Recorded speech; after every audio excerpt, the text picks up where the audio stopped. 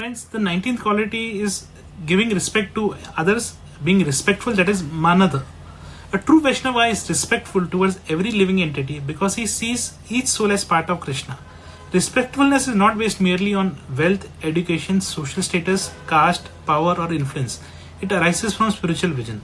The ego says, why should I respect others? The Vaishnava says, how can I honor the presence of Krishna within every soul? In law, respect is essential for justice. Courts cannot function when there is a constant insult, arrogance, contempt, and humiliation. Similarly, spiritual life cannot grow in a heart filled with pride and disrespect. Respectfulness creates harmony, while arrogance creates conflict. Prabhupada consistently demonstrated respectful conduct towards devotees, scriptures, guests, and even sincere critics. Although he firmly defended Vaishnava philosophy, he rarely engaged personal hatred or encouraged personal hatred or disrespect. He respected genuine inquiry and encouraged devotees to behave like cultured gentlemen and ladies.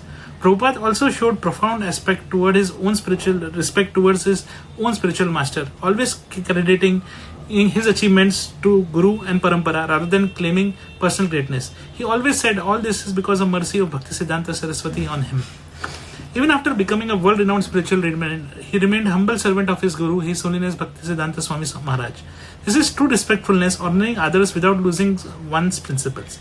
In Chaitanya Charitamrita, one of the most important teachings of Chaitanya Mahaprabhu appears, which says, Trinadapi Suneshina Taroropi Sahishuna Amanina Manadena Kirtanya Sadhani. Mahaprabhu explained that one should not seek honor for himself, yet should always be prepared to offer respect to others. A beautiful example in Mahaprabhu's life is Mahaprabhu's relationship with Haridas Thakur. Although society at that time judged Haridas externally, because of his birth background, Mahaprabhu honored him as a Namacharya, the teacher of the holy name, because he saw spiritual qualification rather than material labels. This teaches us that genuine respect comes from spiritual understanding, not social prejudice.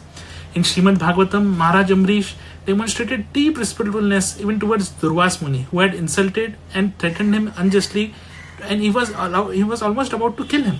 Despite being mistreated, Amrish remained humble and respectful. When Durvasa was finally sent Sudarshan Chakra, Amrish Maharaj welcomed him respectfully without revenge or bitterness. Bhagavatam teaches that respectful conduct reflects spiritual maturity and self-control. A legal reflection of this principle appears in the doctrine of natural justice and constitutional dignity. Court repeatedly emphasized that every person deserves a fair hearing, respectful treatment, procedural dignity, and protection from arbitrary humiliation. Professional ethics in advocacy also require respectful conduct towards judges, opponents, litigants, and witnesses. Justice becomes impossible when ego and disrespect dominate proceedings. Respectfulness protects the dignity of institutions and individuals alike. Law and spirituality connect. A respectful lawyer argues strongly without degrading others. A respectful judge exercises authority with dignity and restraint. A respectful spiritualist honors all souls while remaining faithful to truth.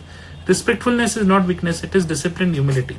Law externally protects dignity through procedure and rights. Spiritually, internally cultivates dignity through humility and compassion. Together they create civilized society.